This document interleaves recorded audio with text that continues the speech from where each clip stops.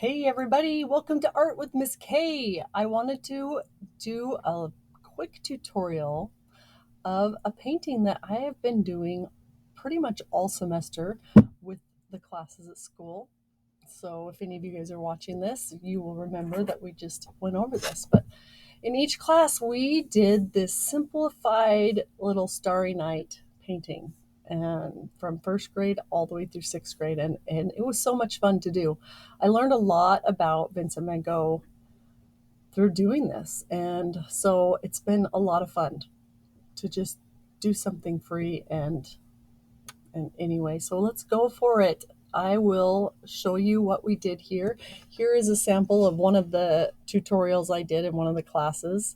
As you can see from the Starry Night painting I have back here, we didn't do the cypress tree, but some kids did. Some kids were like, yep, I'm going to do it. So for this one, we just kind of did a real simplified tree with no leaves and getting the idea of Vincent van Gogh. And we always did our pictures on just some good heavy duty multi-use paper and taped it down to our desks so it can dry flat and it will not move. And then when we take off the tape, I love the white border that it gives.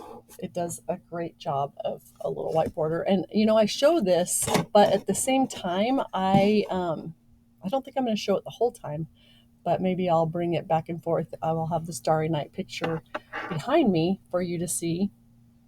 But one fun thing that I love about the Starry Night painting is all the little tiny brush strokes that Vincent van Gogh did. And this was kind of my copy of his painting. And I was so blown away how much I learned painting this and how it just totally helped me as an artist to copy his work and to learn from him. And so I highly recommend doing that. You just learn so much. One thing I learned about Vincent van Gogh and that has helped me in every painting I've done since is he would do an underpainting. When he painted his pictures, he would paint his canvas, he would tone his canvas. And I had never done that very much. But the cool thing about it is even if you don't cover every bit of your background, then you've got some color there. And so it's pretty awesome. I have just a little scratch piece of paper here for my palette. I actually just like to cut up old towels that I'm tired of and use those for instead of paper towels so I don't waste them. And then I just throw it in the washing machine and I'm done with it. I'm using acrylic paint and I'm only going to use the primary colors plus black and white. So red, yellow, and blue, black and white. And so when Van Gogh primed his canvas for Starry Night, he did like a lightish, yellowish, ochreish color, and it shows through. But I thought, just to be for fun here, we went ahead and we toned our canvas red. And it just kind of really is a fun color to let shine through. And you don't even have to, honestly. The fun thing about toning your canvas is you may end up covering every single bit of it, but some of that red might shine through or influences the colors that you put on your painting in some ways, some more than others. So we went ahead and we toned our canvases red. And so I look at that bright red. Isn't that cool? The lights in here are pretty bright, so sorry for the reflection, but I can't do anything about that. So that was the first thing we did. And in studying Starry Night, he painted 11 stars plus the moon. And we really are doing like a fast, simplified version of that. I used just a big flat brush to paint, to tone my canvas, and then just set it aside in water to move on. The other two brushes I'm going to be using is a smaller flat brush. I have many sizes of smaller flat brushes. You can tell have been well loved. and any kind of little liner brush that you have. And I have nice brushes, but these are all just my hard used brushes that all 500 kids at the school have used in the last 6 months, 4 months. So once we get our canvas toned and we've done red, my rule was you will not use red again after that. Any red that's in your painting is going to be there because it shines through. And so you can see on this one, any red is there because I let it stay. And when I was doing this with the kids, I really did have to give pep talks a lot. When doing art is being brave and just making your mark. And when you do your picture, just go for it and be brave. Don't worry about what anyone else is doing, what mine looks like, because art is not about me, it's about you guys. And so some kids, as they were doing theirs, they left a lot of red showing and they loved it, and they all turned out amazing, you guys. Every single painting turned out so cool. I was so proud. So no matter what, make sure that it's when you think you like it, stop. That was my advice that I gave to all the kids. Don't overwork it. That is one thing. When you're leaving these big brush strokes on there, if you get a glob of paint, let it be there. Van Gogh left so much paint on his canvas.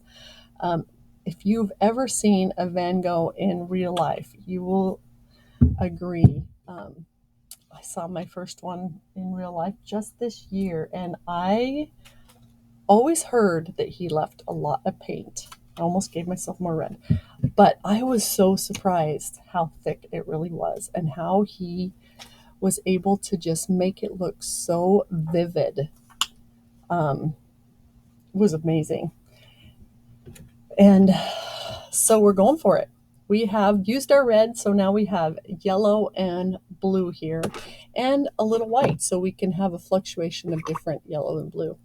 And so since he did 11 stars, we're going to only do 5 because we have a smaller canvas, but we always kind of like to go with odd numbers because it's just more pleasing to the eye.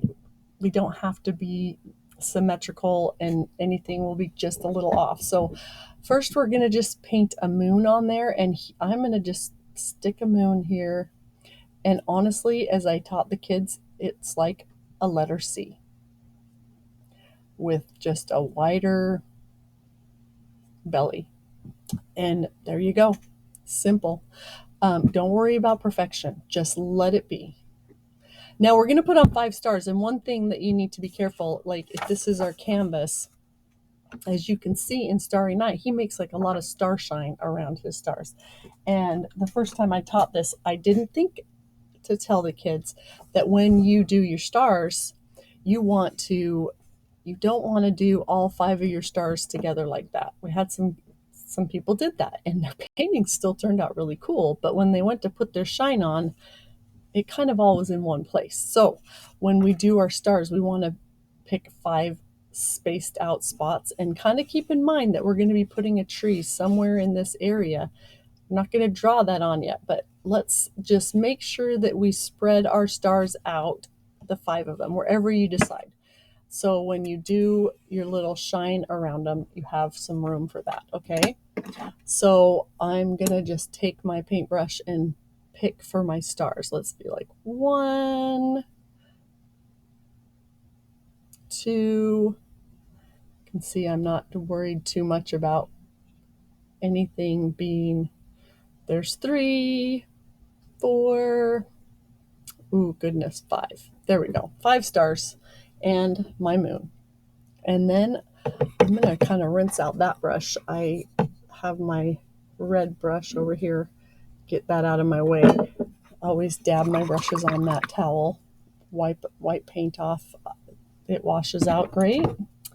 All right. And so the first thing we're going to do now is we're going to add that shine around each of the stars and the moon.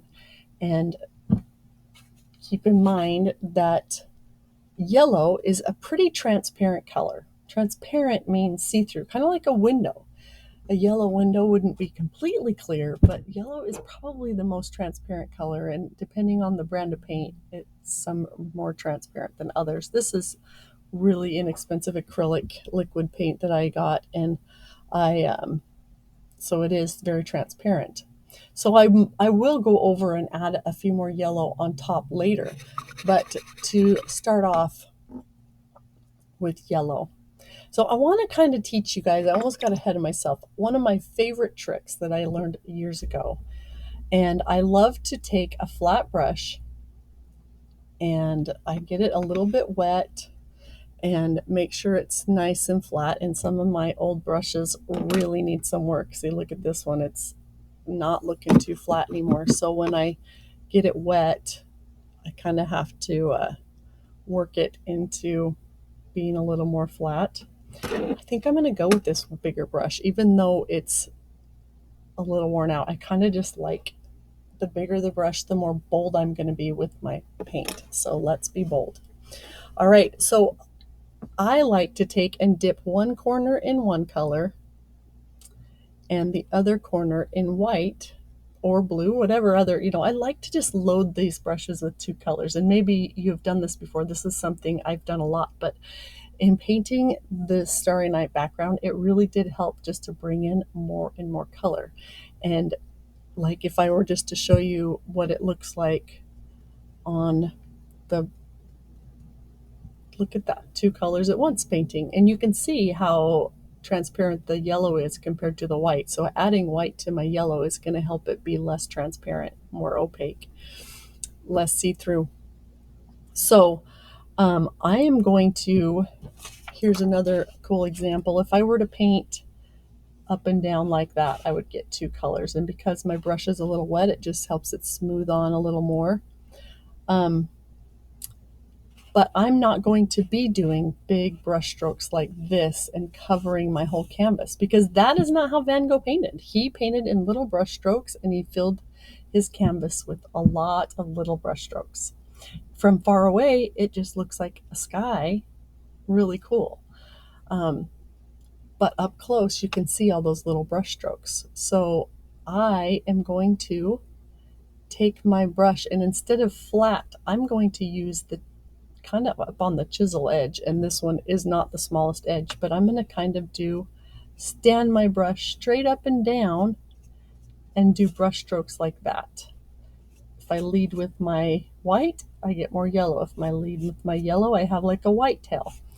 So I don't worry too much about that. I just kind of want to go for it. Let's do it.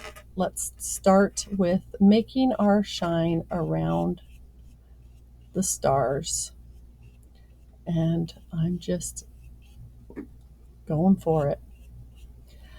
When I run out of paint on my brush, I reload and pick some more paint up and go again. Depending on how many brush strokes I do is how much coverage I will get on to cover my red. If I want to totally cover it, I'm going to keep going. But I kind of like some of it peeking through. So let's go ahead and do this one now. It's kind of hard with that camera straight overhead, right? Let's try painting with my left hand. The harder that I press down with my brush, the wider the brush strokes are going to get. The lighter I am, the smaller my brush strokes are going to be.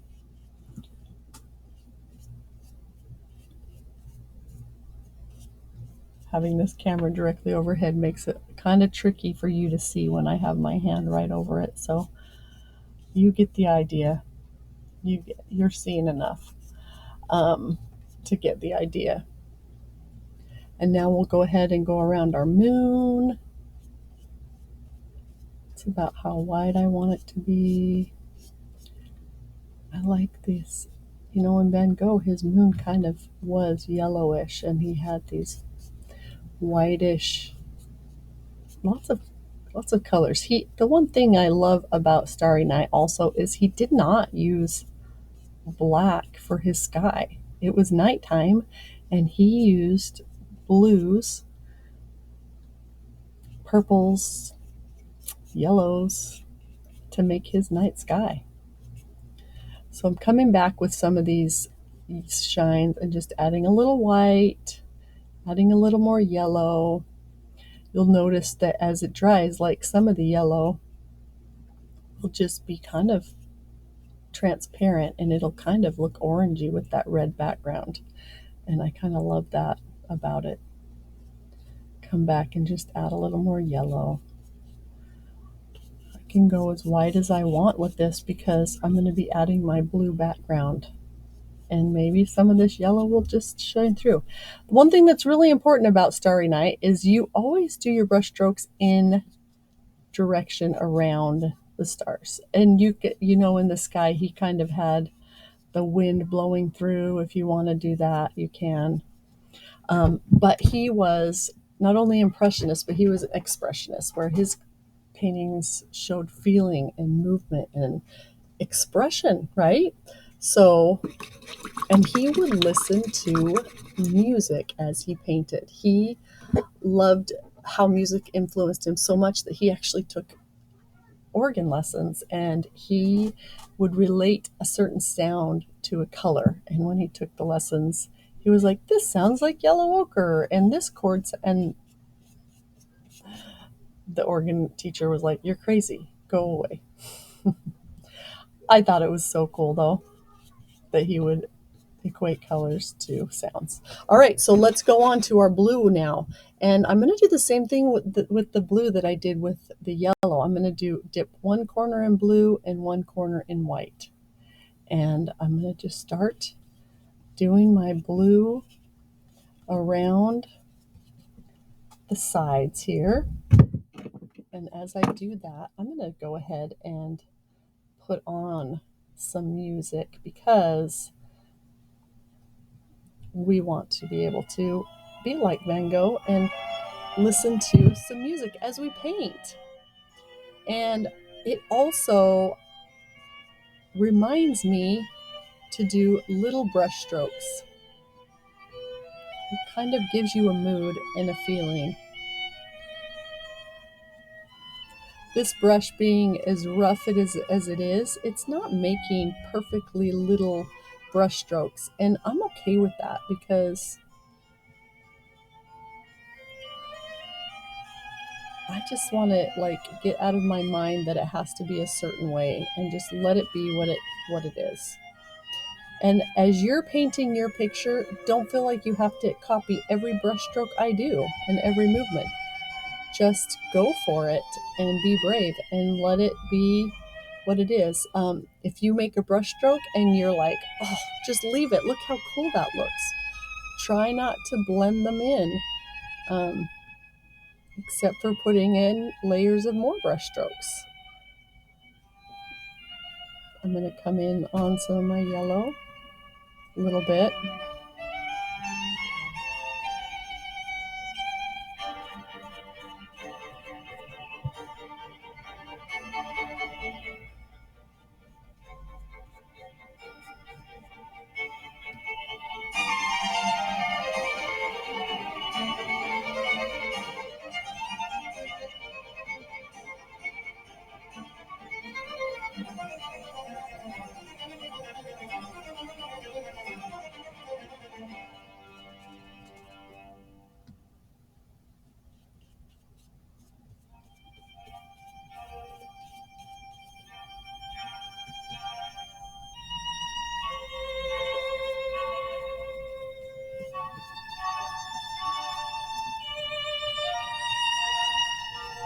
Remember, just be bold, be brave. And when you feel like you love your background, then stop. Maybe your background is going to be mostly red with some blue.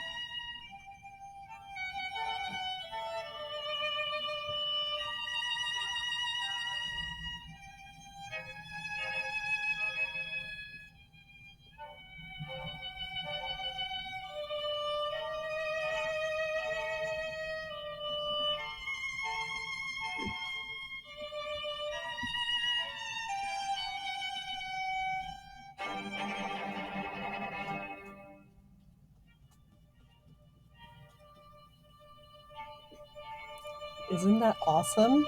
Pretty fun. I'm going to shield some of this light so you can see just different colors coming in. And I think I'm pretty happy with how this is looking. I think I want to stop pretty soon. I might just add a little more here by the moon. Sometimes it helps to kind of step back and look at your picture from far away because, like this painting back here, we don't look at them up close all the time. And sometimes we just need to step back and get a wider view.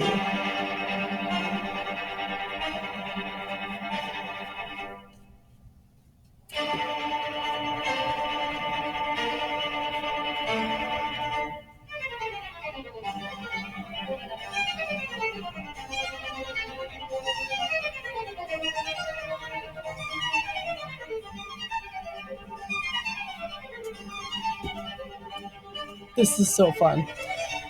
I'm pretty much going to call this done. I just think I'm going to come back with just a little more yellow.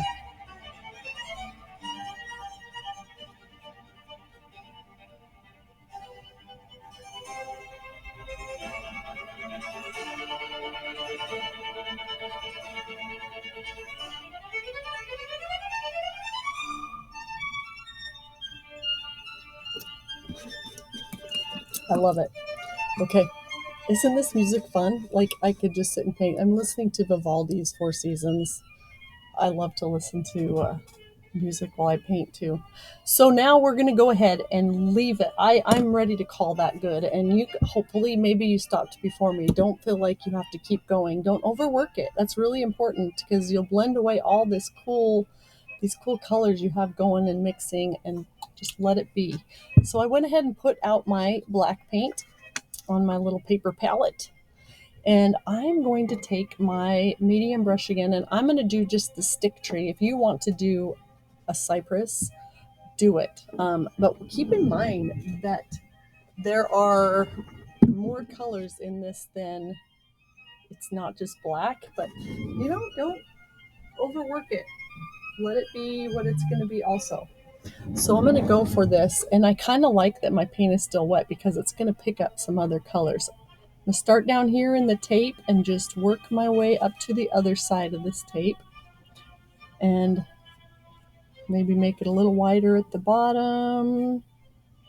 And you can see, if it wasn't reflecting so much, you could see that it's picking up some of the other colors. And I love that. And now I'm going to go ahead and put that down and pick up my small liner brush, the smallest brush I have with me, but I just a smaller brush, and I'll add some branches. And I kind of love just making things a little bit funky with waving curls. You do not have to do this. You can make your tree branches straight. Make as many branches as you feel like you want. Whatever you feel like your tree needs to have. Okay? It's so fun watching the kids do this and just having fun and being free.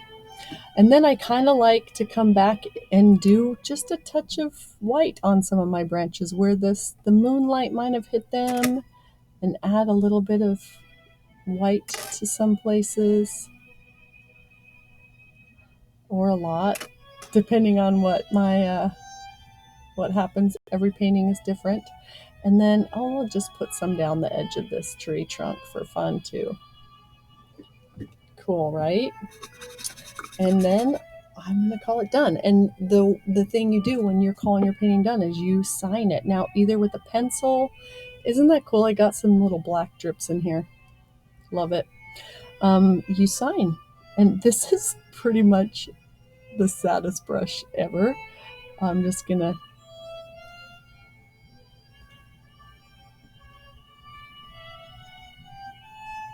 there it is. And it's done. And the fun part is taking that tape off and seeing those edges.